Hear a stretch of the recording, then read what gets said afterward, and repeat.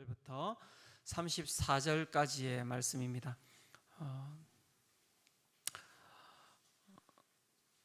함께 짧으니까요. 함께 읽도록 하겠습니다. 제가 가지고 있는 성경으로는 구약 성경 443페이지입니다. 사무엘상 20장 30절에서 34절까지의 말씀입니다. 함께 읽겠습니다. 자, 시작. 사울이 요나단에게 화를 내며 그에게 이르되 폐역무도한 계집의 소생아, 네가 이새의 아들을 택한 것이 내 수치와 내 어미의 벌거벗은 수치됨을 내가 어찌 알지 못하랴. 이새의 아들이 땅에 사는 동안은 너와 내 나라가 든든히 서지 못하리라. 그런즉 이제 사람을 보내어 그를 내게로 끌어오라. 그는 죽어야 할 자이니라 한지라. 요나단이 그의 아버지 사울에게 대답하여 이르되 그가 죽을 일이 무엇이니까? 무엇을 행하였나이까? 사울이 요나단에게 단창을 던져 죽이려 한지라. 요나단이 그의 아버지가 다윗을 죽이기로 결심한 줄 알고 심히 노하여 식탁에서 떠나고 그 달의 둘째 날에는 먹지 아니하였으니 이는 그의 아버지가 다윗을 욕되게 하였으므로 다윗을 위하여 슬퍼함이었더라. 아멘. 우리는 정서적으로 건강한 방법에 대해서 계속해서 우리가 살펴보고 있습니다. 오늘은 그 가운데 제대로 사랑하는 법을 배우라라는 제목으로 여러분들과 은혜를 나누기를 원합니다. 제대로 사랑하는 것, 우리가 사랑하는 많은 방법이 있는데 그 가운데는 제대로 사랑하는 방법이 있는 것 같습니다. 제대로 사랑하는 것은 무엇인가라고 이야기할 때 그것이 신앙생활의 목표라고 이야기를 하고 있습니다. 신앙생활의 목표가 된다고 이야기를 하니 우리가 사랑하는 방법을 잘 모르고 있다고 이야기할 수 있을 것 같습니다. 우리가 그 가운데 제대로 사랑하지 못하는 이유가 그렇다면 무엇입니까? 라고 이야기할 때 그리스도 안에서 정서적으로 성숙한 어른이 되지 못하였기 때문에 우리가 제대로 사랑하지 못한다라고 책에서는 이야기를 하고 있습니다.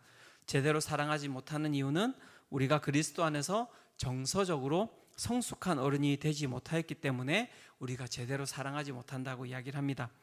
정서적으로 성숙한 어른이 되지 못하였다라고 이야기를 한다면 그렇다면 정서적인 성숙에 있어서는 발달 단계가 있다라고 이야기를 할 수 있겠죠. 그렇죠?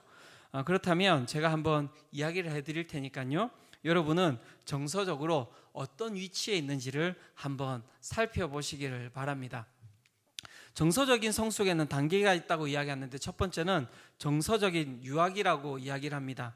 정서적인 유아기는 특징은 이렇다고 이야기를 하는데요. 자신을 돌봐줄 사람을 찾는다라고 이야기를 합니다. 그리고 다른 사람들의 세계에 들어가는 것을 굉장히 어려워한다라고 이야기를 하고 있고요. 즉각적인 만족을 주는 욕구들에 이끌린다라고 이야기를 하고 있습니다. 또한 자신의 필요를 충족시키기 위해 다른 사람들을 이용한다라고 이야기를 하고 있습니다. 이 정서적 유아기의 특징을 이렇게 살펴봤더니 다른 사람들이 세계에 들어가는 것을 굉장히 어려워한다 이렇게 이야기하는데 그건 성향이 내향적이면 그럴 수 있다라고 생각을 하고 있고요. 그렇다면 그 가운데 진정한 특징은 무엇일까라고 살펴본다면 이것은 자신의 필요를 충족시키기 위해서 다른 사람들을 이용한다라는 것이 이 정서적 유아기의 가장 큰 특징이라고 할 수 있을 것 같습니다. 그래서 자신의 필요가 충족되지 아니하면 어떻게 되겠습니까? 자신이 가지고 있는 감정이 이렇게 소용돌이치는 것이죠.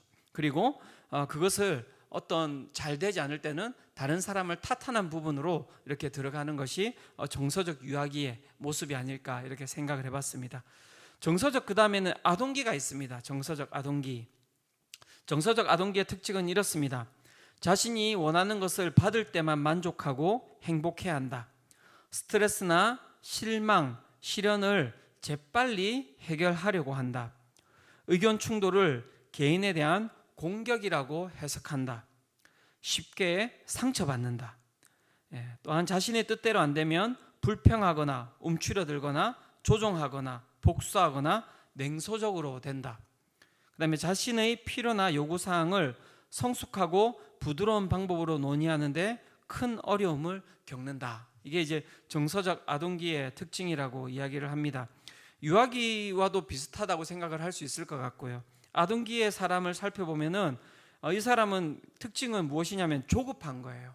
참지를 못하고 자신의 필요에 대해서 끊임없이 무언가를 갖다가 받아들이기 위해서 조급해하고, 그 다음에 그것이 받아들여지지 않을 때는 쉽게 상처를 받는 이 모습이 정서적 아동기의 모습이라고 할 수 있습니다. 뜻대로 되지 않으면 불평하고 움츠러들고, 그 다음에 그것을 가지고 자신의 뜻을 가지고 사람을 이제 조종하려고 하고, 그 다음에 복수하거나 아주 냉소적으로 변하는 모습을 가지고 있다고 이야기합니다. 그것이 정서적 아동기라고 이야기를 하고 있습니다. 그 다음에 청년기도 있습니다. 정서적 청년기. 정서적 청년기의 특징은 이렇습니다. 종종 방어적인 성향을 보이고 비난을 받으면 위협을 느끼면서 불안해진다. 이제 방어적인 성향을 보인다는 것은 무슨 뜻이겠습니까? 자신이 어떤 부분에 있어서 사람들이 자신의 정서에 대해서, 삶에 대해서 공격을 해올지에 대해서 어느 정도는 아는 거예요. 그러니까 이제 하나하나에 대해서 이제 자기가 어떻게 방어를 하면서, 그리고 자신의 모습을 어떻게 보면 가면을 쓰면서 살아가는 모습이라고 할 수 있습니다. 그 다음에 나중에 돌려받을 수 있을 만큼만 준다. 그래서 상처를 받으니까요, 그만큼만 하는 거예요. 요만큼만 더 들어가지 않고 상처를 받을까 봐 또 하는 게 뭐냐면 안 주고 안 받는 거예요. 그 다음에 갈등 상황을 잘 처리하지 못한다. 종종 상대방을 무조건 달래거나 다른 사람의 탓으로 돌린다. 제3자에게 가서 불만을 쏟아놓기도 한다. 또는 문제를 아예 무시해버린다. 정서적 청년기에 들어가면 어떤 부분에 있어서는 그 갈등 상황을 못 견뎌서 평화적으로 이 사람이 살아가는 거예요. 그래서 모든 것을 다 주든지 예스맨 이렇게 이야기하는 거죠. 노라고 이야기하지 못하고, 그 다음에 그 가운데서 자신이 가지고 있었던 그것을 그 앞에서, 불만들을 앞에서 이야기하지 못하고 뒤에 가서 제3자에게 가서 그것을 쏟아내는 거예요. 되게 신기한 건 뭐냐면요, 자신이 불만을 가지고 있는 사람을 이야기를 하지 않았는데도 불구하고 그런 사람끼리 서로 만나요. 어떻게 만났는지도 몰라요. 내가 이런 내 가운데 불만이 있는데 넌 어떻게 생각하니? 나도 그랬는데 어떻게? 서로가 그렇게 참 만나는 걸 보면 이 사람이 영적으로 기가 막힙니다. 그래서 그런 불만을 이제 쏟아놓기도 하고, 그 다음에 스스로에게 너무 집착한다고 이야기를 하고 있고요. 타인의 고통이나 실망, 피로에 진심으로 귀 기울이지 못한다라고 이야기를 하고 있고, 비판하고 판단한다라고 이야기를 하는데, 이 유아기와 아동기와 좀 다른 부분은 무엇이냐면, 유아기와 아동기는 아주 이기적인 삶이에요. 그래서 남의 가지고 있는 것들을 다 이렇게 뺏어 먹는 거예요. 남의 에너지와 남의 생각과 남의 것들을 다 뺏어서, 그 다음에 어떻게 하냐면 어떤 문제가 생기면 그 모든 탓을 그 사람한테 다 이렇게 넘기는 겁니다. 아빠 탓이야, 애들 잘하잖아요, 엄마 탓이야. 왜 그게 아빠 탓이니? 왜 그게 엄마 탓이니? 모릅니다. 근데 모든 것을 갖다가 유아기와 아동기의 사람은 탓을 갖다가 다른 사람에게 넘기고 다른 사람을 갖다가 이렇게 사용하기 위하여서 끊임없이 이제 자신의 욕구를 위해서 다른 사람을 사용하는 것이죠. 아주 이기적인 게 유아기와 아동기의 특징이라고 한다면, 정서적 청년기의 특징은 무엇이냐면요, 앞에서도 이야기했듯이 상처받을까 봐 안 주고 안 받는다. 그 다음에 타인의 고통이나 실망과 필요에 진심으로 귀 기울이지 못한다. 개인주의로 들어가는 거예요. 개인주의. 그러니까 내 삶에 들어오지 마, 나도 네 삶 가운데 들어가지 않을 거야. 이게 이제 실제적으로는 청년기의 특징이라고 할 수 있는 것입니다. 그러니까 다른 사람하고 안 섞이는 거예요. 되게 그 사람하고 오랫동안 내가 그 친분을 유지했는데 이상하게 그 사람하고 어떠한 갈등도 없고 어떠한 감정의 교류도 없다면 서로가 아주 독립적인 개체인데 그 가운데 개인주의적으로 살아가고 있는 거죠. 요즘 청년들이 그렇습니다. 제가 보니까 이렇게 이야기하면 또 청년들이 안 그렇습니다 이렇게 이야기를 할 수 있는데요. 어쨌든 제가 보니까 이 청년기의 특징은 개인주의가 만연한 상태가 이 청년기의 특징이라고 할 수 있습니다. 그렇다면 이제 우리가 성인, 아주 성숙한, 정서적으로 성숙한 성인기를 또 이야기할 수 있지 않겠습니까? 특징이 이렇습니다. 자신의 요구나 바람, 좋아하는 것을 분명하고 직접적으로 솔직하게 요구할 수 있다. 그러니까 자신의 의사를 뚜렷하게 표현할 수 있는 거예요. 그게 성숙함이라고 이야기를 하고 있습니다. 이제 한국 사람들은 이 안면이 있고 이렇게 하니까 어떻습니까? 자신의 이야기를 하는 것을 이렇게 교만하다고 이야기를 하고 그것을 잘 표현을 하지 못하는데, 실제적으로 정서적으로 성숙한 사람은 자신이 가지고 있는 의견을 뚜렷하게 표현할 수 있는 사람이 성숙한 사람이라고 이야기를 합니다. 두 번째, 자신의 생각과 감정을 제대로 인식하고 다루며 책임질 줄 아는 사람입니다. 그러니까 자신의 감정을 갖다가 표현하지 않는 사람이 아니라 표현을 하되 그 감정에 대해서 정확하게 자신이 책임질 줄 아는 사람이에요. 내가 화를 냈는데, 아니 내가 슬픔을 표현했는데 이건 슬픈 것입니다. 참 부끄럽네요 라고 이야기할 수 있는 것도 그 성숙함인 거예요. 그 다음에 화를 냈을 때, 그 화를 낸 것에 대해서 내가 잘못했을 때 제가 화를 내서 잘못했습니다 라고 이야기하는 것 자체가 성숙함이라고 이야기를 하고 있는 것입니다. 그런데 우리는 성숙함을 어떻게 이야기합니까? 감정을 표현하지 않는 걸 성숙함이라고 이야기하죠. 그래서 남자들 같은 경우에는 태어나서 너희가 몇 번 운다고 합니까? 3번 운다고 했습니까? 2번 운다고 했습니까? 이제 기억도 안 납니다, 저는. 네, 너무 많이 울어서. 네. 그래서 자신의 감정을 정확하게 인식하고 다루고 책임질 줄 아는 사람, 그것이 성숙한 사람이라고 이야기를 하고 있고요. 스트레스 상황에서도 공격적으로 되지 않고 신념과 가치를 이야기할 수 있는 사람. 스트레스 상황이 닥쳐오면 사람이 감정이 폭발하죠. 벌벌벌벌 떨리죠. 저도 그래서 이 스트레스 상황 가운데서는 저도 살펴보니까 제가 공격적으로 되더라고요. 말이 정확하게 나오지 않아요. 제가 가지고 있는 신념, 제가 가지고 있는 생각들이 뚜렷하게 표현이 되지 않더라고요. 그러니까 참 성숙한다는 게 쉽지는 않은 것 같습니다. 그 다음에 사람들을 변화시키려고 하지 않고 있는 모습 그대로를 존중하려고 하는 사람. 그래서 이제 그 사람의 모습을 존중해 주는 것이죠. 그 틀렸다라고 이야기하지 않고 다름에 대해서 받아들일 수 있는 것이 성숙함이라고 이야기를 하고 있습니다. 그 다음에 사람들의 실수를 받아줄 여유가 있고 완벽한 사람이란 없다는 것을 아는 사람이 정서적으로 성숙한 사람이라고 이야기를 하고 있습니다. 마음에 여유가 있는 사람이 참 성숙한 사람이죠. 저는 되게 경상도 사람이라서 그런지 제가 엄청나게 다혈질이고요. 잘 기다릴 줄 모릅니다. 그러니까 아동이죠, 아동기. 제가 보니까 조급하고 그런 부분들이 있더라고요. 그 다음에 성숙한 사람은 선하든 나쁘든 추하든 상관없이 대가를 바라지 않고 있는 모습 그대로를 인정해주고 고마워하는 사람입니다. 그래서 내가 잘해주니까 너도 나한테 잘해줘야 돼? 이런 사람이 아니라는 거예요. 내가 그 사람한테 쏟아내는 감사, 무엇이든지 그 모든 것들은 어떻게 해요? 대가를 바라지 않는 거예요. 내가 이렇게 해줬으니까 너도 나한테 이렇게 해줘야 된다? 그렇게 안 해주면 어떻게 됩니까? 섭섭한 거죠. 그건 성숙함이 아니라고 이야기를 하고 있는 것입니다. 그 다음에 자신의 한계와 장단점을 정확하게 평가하고 다른 사람들과 이에 대해 자유롭게 이야기할 수 있는 사람. 그러니까 피드백에 대해서 무언가를 갖다가 잘 들을 수 있는 사람이 성숙한 사람이라고 이야기를 합니다. 제가 함께 교제했던 분 중에 가장 성숙한 분이 이찬수 담임 목사님이에요. 정말 그 자신의 한계와 장단점을 정확하게 평가하고 있고요. 그 교육 전도사가 막 그 설교에 대해서 피드백을 해도 그것에 대해서 이렇게 잘 받아들여 주시는 거예요. 이것을 내가 고치고 아니면은 그것을 안 고친 이유에 대해서 이렇게 설명을 해줄 수 있는. 참 그런 부분이 참 쉽지 않더라고요. 그래서 피드백을 받을 수 있는 사람. 그래서 저한테도 한번 피드백을 해주십시오, 여러분. 제가 제 위치를 한번 살펴보고자 합니다. 봤더니 유학이구나 이렇게 될 수도 있을 것 같습니다. 그 다음에 자신의 감정 세계에 깊이 심취하면서도 자신의 것을 잃지 않고 다른 사람들의 감정과 필요 관심사 속으로 들어갈 수 있는 사람입니다. 그래서 내 것을 버리지 않는 사람이에요. 그러니까 성숙하다는 것은 자신이 가지고 있는 독특한 그 모습을 갖다가 버리지 않는 거예요. 내 것을 버리지 않으면서도 다른 사람의 것을 수용할 수 있는 것, 그것이 성숙함이라고 이야기합니다. 그것을 우리는 상호 보완적이다라고 이야기를 하거든요.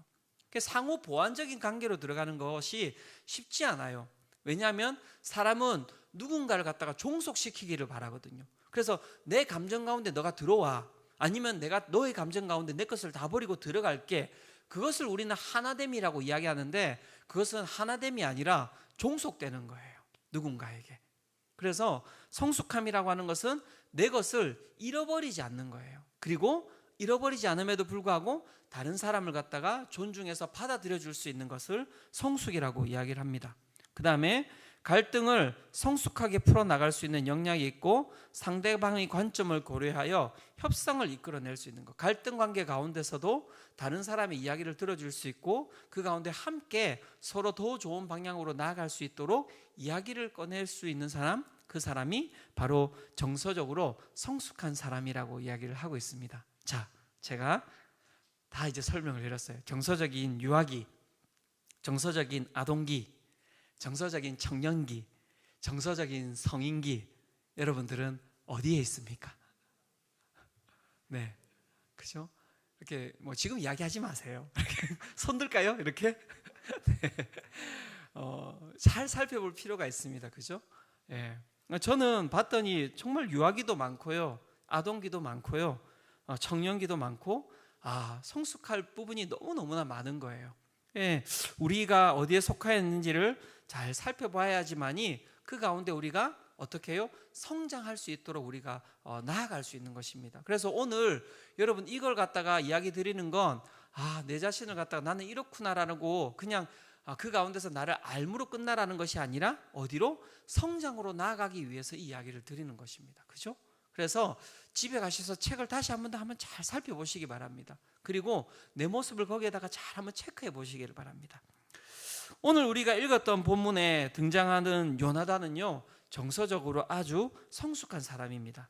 그와 다르게 그의 아버지 사울은 정서적으로 아주 어린 사람입니다. 제가 이제 살펴봤더니 완전 이게 바뀌어져 있는 거예요. 사울이 아버지니까는 그 가운데 아주 정서적으로 성숙해야 되는데 사울은요 거의 유아기예요. 유아기. 그 다음에 그 아들은 너무너무 성장해 있는 거예요. 그 정서적인 모습이. 그 부분을 살펴보면 그 사울의 그 모습은 이렇습니다. 사무엘상 13장에 보면 사울이 이제 블레셋과 이제 싸우는 장면이 나옵니다. 그 가운데 이제 전쟁을 해야 되는데 어떤 일이 벌어졌냐면 전쟁 전에 사무엘이 와가지고 제사를 드려주기로 한 거예요. 그런데 이게 시간이 다 되었는데 기다려도 안 오는 거예요. 그런데 사무엘이 시간을 어긴 게 아닙니다. 어긴 게 아닌데 중요한 것은 사울이 기다리지를 못한 거예요. 왜 기다리지를 못했냐면 그와 함께 전쟁을 치르고자 했던 백성들이 이 제사를 치르지 않으니까 어떤 일이 발생했냐면 불안하니까 흩어져 버린 거예요. 그러니까 어떤 일이 발생했냐면 그가 어떻게 해요? 제사를 치르게 된 것입니다. 근데 그렇게 하면 안 되거든요. 그러니까 그가 그 가운데 두려움도 많고요, 얼마나 조급함도 많은지. 중요한 건 그렇게 이야기를 하고 그 스트레스에 대해서 그가 자신의 잘못이라고 이야기한 적이 별로 없어요. 다 남 탓을 합니다. 당신이 늦게 와서, 이렇게 이야기해요. 사무엘 당신이 늦게 와서. 근데 늦게 오지 않았거든요. 제사를 딱 드리고 드리자마자 바로 사무엘이 왔어요. 그러니까 시간에 맞춰 온 거예요, 사무엘이. 그런데 그것을 기다리지 못하였던 모습들이 사울 가운데 나옵니다. 또 계속해서 사무엘상 15절에 보면 아말렉과의 전투가 나옵니다. 전투 가운데 하나님께서 뭐라고 이야기하시냐면 모든 것을 다 쳐서 다 죽이라고 이야기를 합니다. 그런데 어떤 일이 벌어지냐면 그가 다 죽이지 않아요. 양과 소와 여러 가지 것들을 남겨둡니다.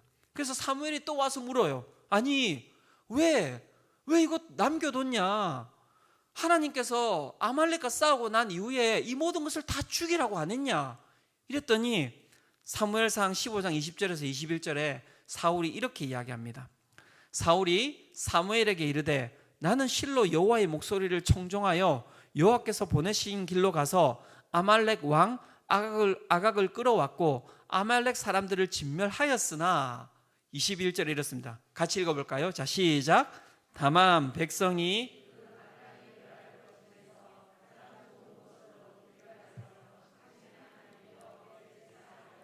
양과 소를 끌어왔나이다 하는지라.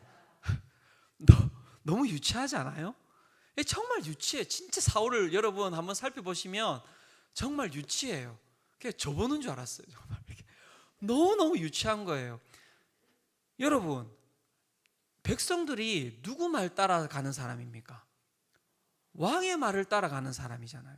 왕이 하지 마라고 이야기하면 하지 않겠죠. 그런데 그거 어떻게 이야기합니까? 나는 여호와의 목소리를 청종해서 하나님 하라고 하는 길로 저는 따라갔습니다. 그런데 백성들이 가장 좋은 것으로 여호와 하나님께 제사 드리고 싶다고 저한테 말하길래, 그러면 양과 소를 그렇게 끌고 가자라고 제가 백성들의 말을 들었습니다. 어떻게 해요? 첫 번째는 백성한테 책임을 전가했고요. 두 번째는 어떻게 해요? 하나님이 좋아하실 것 같아서 하나님께 전가하는 거예요. 그러니까 완전히 관계를 맺지를 못하는 사람인 거예요. 그 최악이 어디에 나오냐면 여러분, 그 골리앗과의 싸움입니다. 여러분, 골리앗과의 싸움 가운데 여러분, 그러면 아무도 골리앗이 나와서 막 욕을 하는데 그 가운데 여러분 나가야 되는 사람이 누군지 아십니까? 아무도 안 나가면 그 가운데 나가야 되는 사람, 왕이 나가야 되는 거예요. 그런데 자기가 나갑니까? 안 나가요. 가만히 있어요. 계속 누군가 나가겠지. 그런데 그래서 누가 나섭니까? 다윗이 나서잖아요. 그랬더니 어떻게 해요? 자기 갑옷을 입혀줘요. 어휴, 고맙다. 내가 뭘 네가 입어라. 그게 무슨 말이에요? 나는 안 나갈 테니 네가 나가서 이 가운데서 승리하라고 이야기를 하거든요. 그래서 누가 나갑니까? 다윗이 나갔습니다. 그래서 다윗이 어떻게 했습니까? 다윗이 골리앗을 죽였어요. 그러면 이 전쟁에서 여러분 영광을 취해야 될 사람이 누구입니까? 다윗이잖아요. 여러분 같으면 어떻게 하겠습니까? 다윗을 너무너무 감사해하고 고맙다고 이야기하고, 아이고 네가 나보다 낫다라고 이야기하시겠습니까? 안 하시겠습니까? 네. 그래서 이제 전쟁 끝나고 돌아오는데 사람들이 막 찬양을 하는 거예요. 뭐라고 찬양합니까? 사울이 죽인 자는 천천히요, 다윗은 만만히로다. 당연한 말 아닙니까, 여러분? 당연한 찬양 아닙니까? 그런데 어떻게 해요? 거기에 삐져요. 삐졌다고 나왔어요. 그래서 그 이야기를 듣고 사울이 마음에 삐져서 어떻게 해요? 삐졌는데 어떻게 삐졌냐면 다윗을 죽이도록 삐진 거예요. 얼마나 유치한지 모르겠습니다. 그래서 여러분, 오늘 내 자신을 알고 싶으십니까? 집에 가셔서 사무엘상 13장부터 시작해가지고 20장까지를 찬찬히 읽으셔서 그 가운데 사울이 너무 이해가 되시면 난 거예요. 그게 난 거예요. 그래서 그 모습을 살펴봐야 됩니다. 그런데 이제 봤더니 요나단은 정말 다른 거예요. 사무엘상 18장 1절에 보면 이렇게 이야기합니다. 다윗이 사울에게 말하기를 마침에 요나단의 마음이 다윗의 마음과 하나가 되어 요나단이 그를 자기 생명같이 사랑하니라. 요나단이 다윗을 사랑하게 된 계기가 무엇인지 아십니까? 다윗이 골리앗을 죽이러 나간다라는 그 이야기를 듣고 요나단이 다윗을 사랑하게 된 거예요. 야, 이 사람이 정말 대단한 사람이구나. 마음을 준 거예요. 그 마음을 준 것에 대해서 그가 어떻게 지켜나갑니까? 사무엘상 19장 4절에서 5절입니다. 같이 한번 읽어보도록 하겠습니다. 자, 시작. 요나단이 그의 아버지 사울에게 다윗을 칭찬하여 이르되, 원하건대 왕은 신하 다윗에게 범죄하지 마옵소서. 그는 왕께 득죄하지 아니하였고 그가 왕께 행한 일은 심히 선함이니이다. 그가 자기 생명을 아끼지 아니하고 블레셋 사람을 죽였고 여호와께서는 온 이스라엘을 위하여 큰 구원을 이루셨으므로 왕이 이를 보고 기뻐하셨거늘 어찌 까닭없이 다윗을 죽여 무죄한 피를 흘려 범죄하셔 하시나이까. 그의 아버지 사울이 다윗을 갖다가 죽이려 하자 요나단이 그 모습을 바라보면서 여러분 사울에게 정확하게 이야기를 합니다. 제가 보기에는 요나단은요 사울도 사랑했어요. 그리고 여러분 다윗을 사랑했습니다. 그러니까 그가 정말 그 정서적으로 성인기에 있었던 사람의 모습 제가 이야기 드렸죠. 가서 그냥 거짓된 평화를 누리려고 하지 않았어요. 가서 정확하게 그 상황을 아버지한테 이야기를 한 것입니다. 아버지, 상황이 이러이러합니다. 아버지, 그러니 다윗을 죽이면 안 됩니다. 아버지, 그것은 다윗을 위한 것이기도 하고 그것은 아버지를 위한 것이기도 합니다. 그가 정확하게 이야기를 하고 한 것이고 자기의 말에 책임지고 살아가는 사람입니다. 더 대단한 건 사무엘상 20장 30절에서 오늘 읽었던 34절의 말씀입니다. 제가 읽어보겠습니다. 사울이 요나단에게 화를 내며 그에게 이르되 폐역무도한 계집의 소생아, 네가 이새의 아들을 택한 것이 내 수치와 내 어미의 벌거벗은 수치됨을 내가 어찌 알지 못하랴. 이새의 아들이 땅에 사는 동안은 너와 내 나라가 든든히 서지 못하리라. 그런즉 이제 사람을 보내어 그를 내게로 끌어오라. 그는 죽어야 할 자이니라 한지라. 사울이 다윗과 밥상을 갖다가 계속해서 함께 먹고 있는데 이미 다윗은 사울이 자신을 죽일 거라고 알고 있었어요. 그래서 그 밥상에 가지 않았습니다.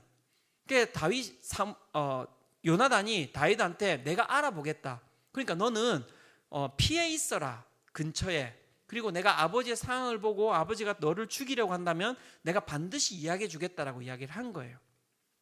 그리고 갔더니 아버지가 왜 다윗이 없냐 이랬더니 요나단이 그렇게 이야기합니다. 아버지, 다윗은 집에 일이 있어서 집에 제사를 드리러 갔습니다 했더니 이제 이렇게 이야기하는 거예요. 막 이게 쌍욕을 하는 거거든요. 지금 쌍욕을 하는, 폐역무도한 계집의 소생아.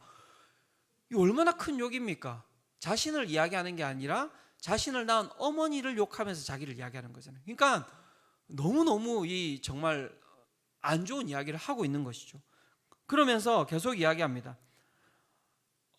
그 다윗을 갖다가 끌고 오라고 이야기했던 요나단이 이제 뭐라고 이야기합니까? 32절부터 요나단이 하는 이야기입니다. 요나단이 그의 아버지 사울에게 대답하여 이르되 그가 죽을 일이 무엇이니까? 무엇을 행하였나이까? 사울이 요나단에게 단창을 던져 죽이려 한지라. 요나단이 그의 아버지가 다윗을 죽이기로 결심한 줄 알고 심히 노하여 식탁에서 떠나고 그 달이 둘째 날에는 먹지 아니하였으니 이는 그의 아버지가 다윗을 욕되게 하였으므로 다윗을 위하여 슬퍼함이었더라. 그가 그 가운데서 자신이 죽을 것 같으니까 도망가지 않고요, 자신이 분노가 찼다고 이야기해가지고 아버지를 하고 평화를 누리고자 하지 않고요, 정확하게 그는 정서적으로 안정감을 가지고 이 모든 상황들을 파악하고 있는 것입니다. 그리고 나중에 어떻게 해요? 다윗에게 그 모든 것들을 이야기해 줍니다. 그 다윗과 요나단의 그 관계는요, 여러분 너무너무 좋은 관계예요. 저는 여러분들이 정말 이 교회 가운데서 다윗을 만나시기를 축원합니다. 요나단을 만나시기를 축원합니다. 정말 정서적으로 성숙한 사람끼리 그래서 만난 거예요. 요나단만 그랬습니까? 다윗도 마찬가지죠. 다윗도 자신의 감정대로 사울을 대하지 않았어요. 그를 정말 하나님 보듯이 사울을 대했지 않습니까? 그래서 그를 감정적으로 죽이지 않았어요. 하나님께 맡겨놨죠. 사울은 다윗을 놓았지만요, 다윗은 사울을 관계적으로 놓지 않았습니다. 그게 성숙한 사람의 모습이라고 이야기를 하고 있습니다. 여러분, 정서적으로 성숙하다는 것은 그냥 우리가 인격적으로 성숙하다는 것을 뜻하지 않습니다. 정서적으로 성숙함은 하나님과의 관계와도 연결이 되어 있는 것이고요, 우리 성도와 성도와의 관계와도 연결이 되어 있는 것입니다. 그래서 너무너무 중요한 것입니다. 그렇다면 여러분, 정서적으로 성숙하기 위해서 우리는 무엇을 해야 되는 것입니까? 그러기 위해서는 이 책에서 이렇게 이야기합니다. 스카펙 박사의 이야기를 통해서 우리가 어떻게 정서적으로 성숙할 수 있는지에서 이야기를 하고 있습니다. 이렇게 이야기합니다. 우리 모두가 나르시스트로 태어났으며 나르시시즘에서 벗어나 성장하는 법을 배우는 것이 영적 여정의 핵심이다 라고 이야기를 하고 있습니다. 정서적으로 성숙하기 위해서 우리가 해야 되는 것은 무엇입니까? 라고 이야기할 때 가장 중요한 것은 자기 도취와 자기 중심성에서 벗어나는 것이라고 이야기를 하고 있습니다. 자기 도취와 자기 중심성에서 벗어나는 것, 그것은 무엇입니까? 내가 다른 사람과 함께 살아가고 있다는 것을 인정하는 것입니다. 내가 다른 사람과 함께 살아가고 있다는 것을 인정하는 것입니다. 근데 그게 가장 중요한 것은 무엇이냐면, 내가 다른 사람과 함께 살아가면 일어나는 게 무엇인지 아십니까? 갈등이에요. 갈등. 즉 정서적인 성숙은 어디에서 오는 것이냐면, 갈등을 어떻게 처리하느냐에 따라서 우리가 정서적으로 성숙함이 우리 가운데 일어날 수 있다라고 이야기를 하고 있는 것입니다. 여러분은 갈등을 어떻게 대처하고 살아가고 있습니까? 첫 번째 유형의 사람은 어떤 사람이냐면요, 갈등을 회피하는 사람이에요. 여러분, 갈등을 회피하지 마십시오. 하나님께서는 갈등과 마주하라고 이야기를 하고 있습니다. 거짓 화평을 위하여서 여러분들을 예스맨으로 그렇게 두지 마십시오. 갈등 가운데 여러분들이 나아갈 때 그 가운데 진정한 성숙함이 있다고 이야기를 하고 있습니다. 그 가운데 5가지를 이야기합니다. 갈등을 우리가 어떻게 대해야 되는지에 대해서. 그래서 이 부분을 제가 다 설명하면 오늘 여러분 집에 못 가세요. 그래서 제가 심플하게 이야기해 드릴 테니까 집에 가서 한번 이 부분들을 살펴보시면 좋겠습니다. 첫 번째는 무엇이냐면, 우리가 갈등을 잘 해결하기 위해서 첫 번째 해야 될 것은 무엇이냐면 말하기와 듣기입니다. 말하기와 듣기. 제일 중요한 것, 핵심은 말을 적게 하라는 거예요. 그리고 듣는 것을 많이 하라는 것입니다. 이것이 갈등을 해결하는 첫 번째입니다. 자, 따라합시다. 말을 적게 하고 듣는 것을 잘합시다. 예, 그래서 말을 적게 하고 옆에 갈등 관계에 있는 그 사람의 이야기를 들을 수 있도록 여러분들의 귀를 열어놓으세요. 이를 악물고 손을 꽉 쥐고 잘 안 되거든요. 내가 더 많이 하고 싶거든요. 왜? 내가 억울하니까. 그럼에도 불구하고 들을 수 있도록 여러분들이 해야 된다고 이야기하고 있습니다. 두 번째, 권리장전이라고 이야기하고 있습니다. 권리장전은 무엇이냐면, 다른 사람에 대해 어떤 감정을 가지고 있는지와 상관없이 싫고 믿고 짜증나고 이런 것과 상관없이 그 사람은 하나님의 형상으로 만들어진 존귀한 자임을 인정해야 된다는 거예요. 우리가 갈등이 일어나면 어떻게 하냐면, 저 사람은 천국 못 갈 거야. 이게 첫 번째 우리의 감정이거든요. 저 인간이 천국 가면 나는 내가 안 간다. 그렇게 생각을 하는 거예요. 여러분, 그게 잘못된 태도라고 이야기를 하는 거예요. 중요한 것은 무엇이냐면, 내가 하나님께서 사랑하시듯이 그 사람 또한 하나님께서 사랑하는 사람이에요. 나하고 갈등 관계에 있다고 그 사람이 여러분 천국에 못 가는 거 아니에요. 그래서 그것을 인정해 주는 거예요. 내 감정과 상관없이 그 사람 또한 하나님의 형상으로 만들어진 하나님이 사랑하는 사람임을 여러분 인정하는 것, 그것이 두 번째 여러분들이 해야 될 부분입니다. 세 번째는 무엇이냐면, 자신의 추측이 맞는지를 점검하는 거예요. 여러분, 갈등 가운데 일어나면 사람이 하는 게 무엇인지 아십니까? 소설을 쓰기 시작합니다. 그 가운데. 그리고 중요한 것은 무엇이냐면, 소설을 쓰는데 그 가운데 그 사람이 하는 모든 행동이 내가 썼던 소설하고 똑같아지는 거예요. 그렇게, 그럴 줄 알았다 네가. 더 명확해지는 거예요. 더 명확해지는 거예요.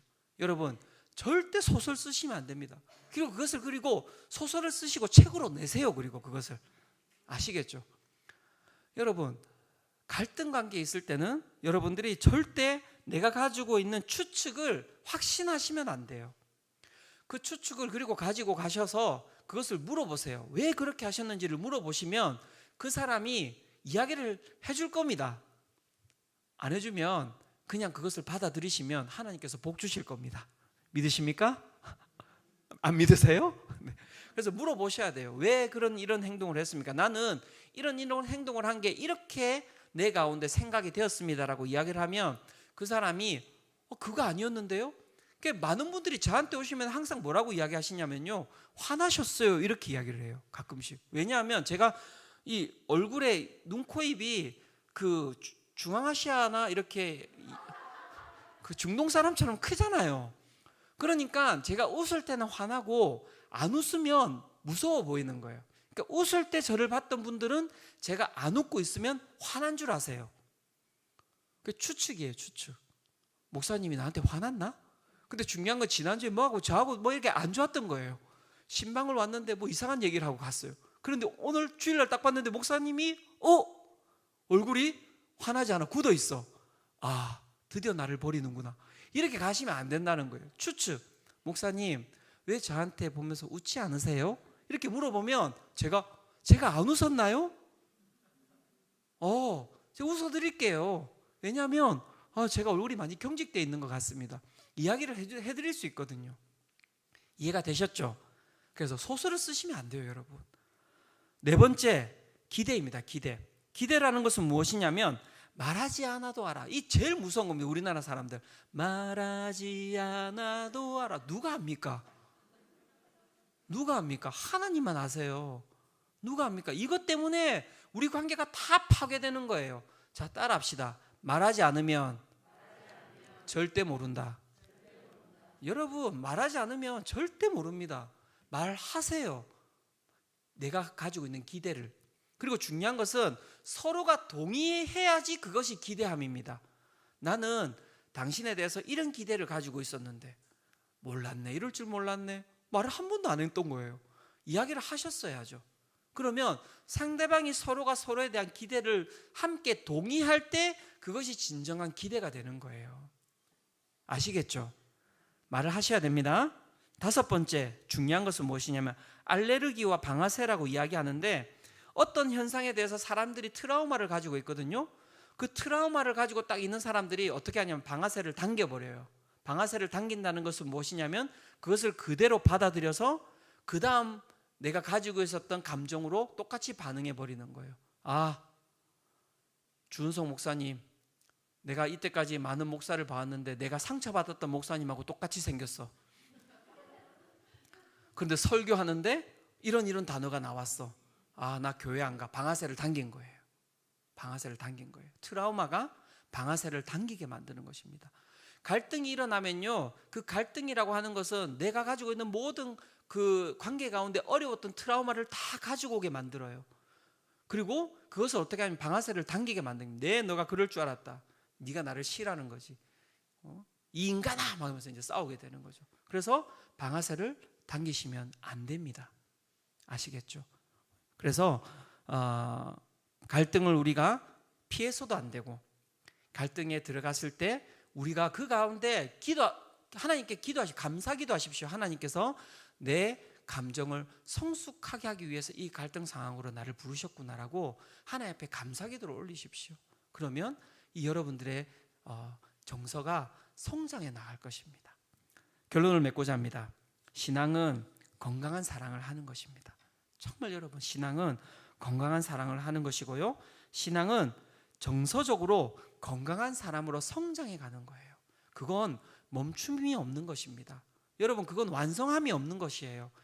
주님께서 부르시는 그날까지 우리는 정서적으로 건강한 사람이 되기 위해서 끊임없이 기도하고 노력해야 되는 것입니다. 그런데 중요한 건 우리가 잘 되지 않잖아요. 그래서 하나님께서 이 말씀을 주셨습니다. 에베소서 3장 16절 말씀입니다. 그의 영광의 풍성함을 따라 그의 성령으로 말미암아 너희 속사람을 능력으로 강건하게 하시오며. 우리 속사람이 능력으로 강건하게 되는 것이 누구 때문에요? 성령으로 말미암아. 그래서 우리가 날마다 성령 하나님을 구하며 나아가시기를 원합니다. 그렇게 우리가 나아갈 때 정말 우리 수정빛 교회 모든 성도님들이 저는 정서적으로 성인기에 있는 그런 우리 성도님들이 되시리라고 믿습니다. 그렇게 될 때 우리가 또 많은 유아기의 아이들, 정서적으로 어린 분들을 품어낼 수 있는 거예요. 교회는 그런 장소여야 합니다.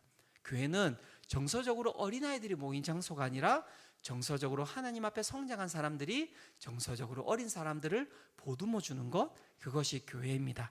그 믿음을 가지고 이 시간 우리 또 하나님께 나아가는 시간 가졌으면 좋겠습니다. 이 시간 우리 함께 나아갈 때 오늘 이곳에 계신 성령님, 우리가 이 찬양 드리며 나아갔으면 좋겠습니다. 주님, 오늘도 내 영혼이 연약합니다. 우리의 영혼 가운데 하나님 성령을 부어주시옵소서. 성령 충만함으로 말미암아 오늘 우리의 영혼이 능력으로 강건하게 되기를 원합니다. 이 시간 우리 함께 이 찬양 드리고 우리 함께 기도하며 나아가도록 하겠습니다.